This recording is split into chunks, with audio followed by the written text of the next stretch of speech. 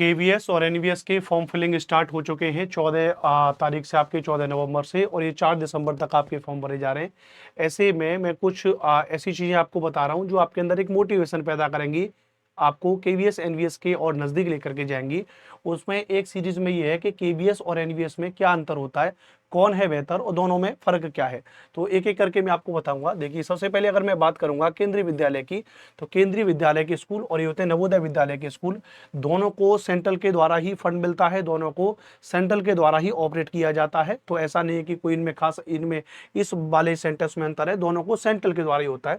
दोनों की salary condition के बारे में आप बात करेंगे तो केंद्रीय विद्यालय, नवोदय विद्यालय की दोनों की सैलरी सेम है, क्योंकि सेंट्रल गवर्नमेंट के द्वारा इनको रिमोट किया जाता है। तो दोनों की सैलरी स्ट्रक्चर बिल्कुल सेम होता है। लेकिन अगर इसके अलावा बात करें कुछ चीज़ों में, तो जो अंतर है बेसिक, जैसे केंद्रीय विद्यालय में ये पीआईटी, टीजीटी और पीजीटी तीनों लेवल पे काम करते हैं। यानी ये प्राइमरी स्तर पे ही पढ़ाई जाता है, इसमें पढ़ाई होती है, इसमें इसमें टीजीटी लेवल पर भी पढ़ाई होती है और इसमें पीजीटी लेवल पर भी पढ़ाई होती है। और वहीं अगर आप नवोदय विद्यालय में बात करोगे तो नवोदय विद्यालय में ओनली टीजीटी एंड पीजीटी, इसमें केवल टीजीटी और पीजीटी ही होता है, इसमें पीआरटी नहीं होता है। तो इसमें ये एक बड़ा अंतर आ जाता है एनवीएस में और केवीएस में। केवीएस जो है नॉट रेजिडेंशियल है इन बच्चों की दृष्टि से अगर देखा जाए तो, और नवोदय विद्यालय फुली रेजिडेंशियल है, मतलब बच्चे भी यहाँ पे, जैसे अगर आप देखोगे नवोदय विद्यालय में, आपने देखोगे हर एक जिले में एक नवोदय विद्यालय होता है। तो नवोदय विद्यालय में बच्चों को कक्षा 6 से एडमिशन मिलता है। आपने सुना होगा अपने गाँव घर में कि भैया नवोदय विद्यालय में बच्चे को एडमिशन करवा दो, क्योंकि मेरी पत्नी भी जो है वो नवोदय विद्यालय से पढ़ी हुई है। तो मैंने उनसे जब बात की तो उन्होंने खास इसके बारे में बताया कि नवोदय विद्यालय में क्या होता है कि विशेष तौर से आप बच्चे को एडमिशन जब मिल जाता है तो बच्चे को रहने के लिए भी वहीं पर सुविधा होती है। जहां तक एक बच्चे की ड्रेस की सुविधा भी बच्चे को मिलती है, बच्चे का फूड वाली सुविधाएं भी होती हैं, बच्चे को मेडिकल वाली, मतलब ओवरऑल जैसे आप अपने घर पर अपने बच्चे का ध्यान रखते हो, ऐसे ही बच्चे को वहां पर ध्यान रखा जाता है। प्रॉपर शाम को खेलने के लिए पीटी टीचर होगा जो आपको फिजिकल वगैरह भी कराएगा, रनिंग कराएगा, स्पोर्ट्स रिलेटेड एक्टिविटीज होती हैं। वहीं पर आपके टीचर भी आपके उसी कैंपस में रह रहे होते हैं। तो नवोदय विद्यालय जो है फुल्ली रेजिडेंशियल है, जबकि केवीएस ऐसा नहीं है। और अगर ऐसा नहीं है तो थोड़ा सा इसमें क्या हो जाता है, ड्यूटी के मामले में भी, जैसे केवीएस का स्कूल ड्यूटी नॉर्मल है, टीचरों की दृष्टि से अगर देखेंगे तो केवीएस की स्कूल ड्यूटी नॉर्मल है। मान लेते हैं सुबह 9 बजे से स्कूल के टाइम है तो अपना दोपहर को 2 बजे 3 बजे तक, उसके बाद आप फ्री हैं। लेकिन यदि आप नवोदय विद्यालय में जाते हो तो क्योंकि आपका 24/7 यानी 24 घंटे 7 दिन आपका रेजिडेंस है, स्कूल में ही आप रह रहे हो। स्कूल में जब आप रह रहे हो तो वहीं पर आपका स्टाफ भी वहीं पर है। तो ऐसे में जो एक्स्ट्रा ड्यूटीज है, मतलब थोड़े टास्क आपके ज्यादा आ जाते हैं।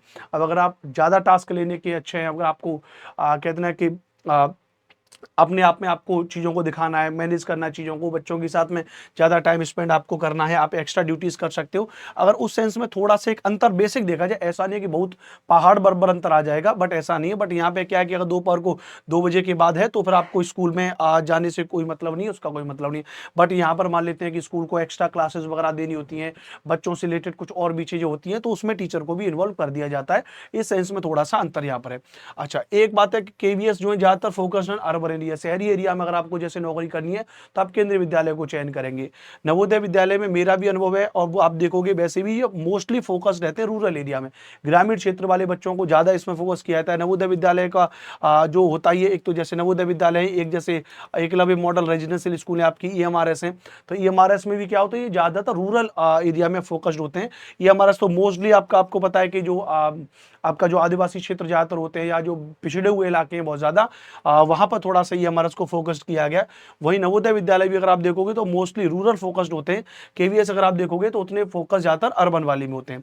नॉट रेजिडेंशियल वाले मैंने आपको बता दिया केंद्रीय विद्यालय में, और नवोदय विद्यालय फुली रेजिडेंस है। इसके अलावा एग्जाम पैटर्न बारे में अगर आप देखोगे तो इस बार जो भी आपकी भर्ती आई है 14 नवंबर को भी, आपकी 14 नवंबर सन 2025 को आपकी भी भर्ती आई है 2-3 दिन पहले। तो इसमें जो एग्जाम पैटर्न है वो नवोदय विद्यालय केंद्रीय विद्यालय का दोनों का बिल्कुल सेम कर दिया इस बार भैया, कि टीयर 1 आपको पहले देना होगा, फिर आपको देना होगा टीयर 2 आपको देना होगा जो आपका सब्जेक्ट स्पेसिफिक होगा, फिर इसके अलावा फिर आपको टीयर 3 देना होगा। टीयर 3 जिसको आप इंटरव्यू कहते हो, तो उसमें आपको इंटरव्यू देना होगा। तो ये थोड़ा थोड़ा सा बेसिक यहाँ पर सिलेबस तो सब कुछ सेम है, और केंद्रीय विद्यालय नवोदय विद्यालय के बीच में बेसिक मैंने आपको एक अंतर बता दिया।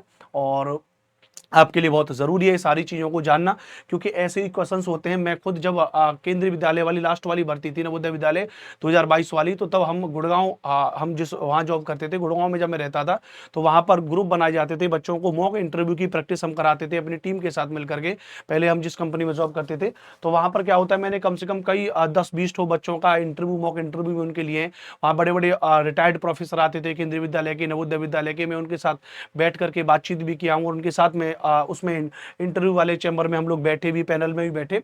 तो मैंने अक्सर करके देखा है कि वहाँ उन लोगों के जो क्वेश्चंस पूछने की जो प्रवृत्ति भी रहती है, उनमें से मोस्टली 30 to 40% वो आपकी एक नॉर्मल इन्फॉर्मेशन पर आधारित पूछ लेते हैं। जैसे आपसे पूछा गया केवीएस एनवीएस को लेकर के कि आप केवीएस एनवीएस में से क्या चयन करना चाह रहे हैं, तो आपने कहा जी केंद्रीय विद्यालय।